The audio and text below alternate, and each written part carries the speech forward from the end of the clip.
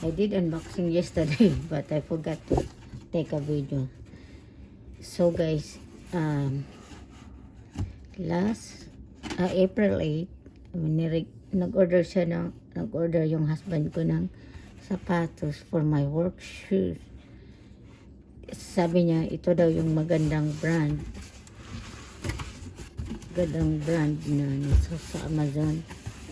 So pag-order niya, 5.5 yung size ko. Kaso, parang yung hintuturo saan, hintuturo. Yung sa little, ko, masakit. So, binalik namin at umorder siya ulit ng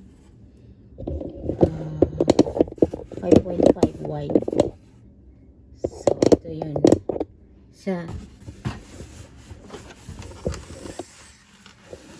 So, tag-try ko ng kahapon at talagang kasi sabi niya, at tatrabaho ka, dapat komportable yung yung sapatos mo.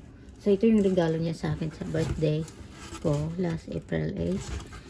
Tapos, ito siya, guys. So, wide. 5.5 size. Wide ang pinili ko kasi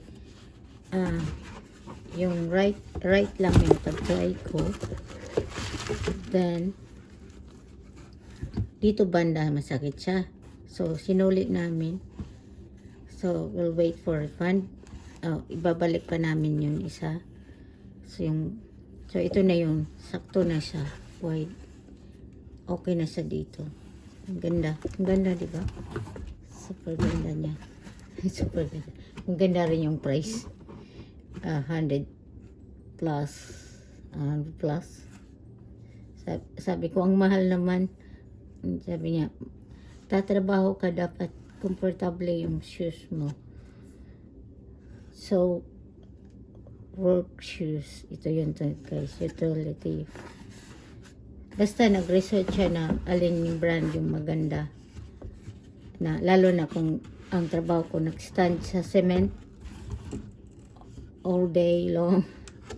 So, this is the right one. Now, it's nice, right? Okay, this is the one guys.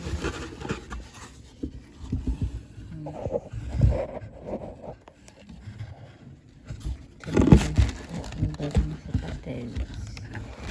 Bagong shoes. Very nice one.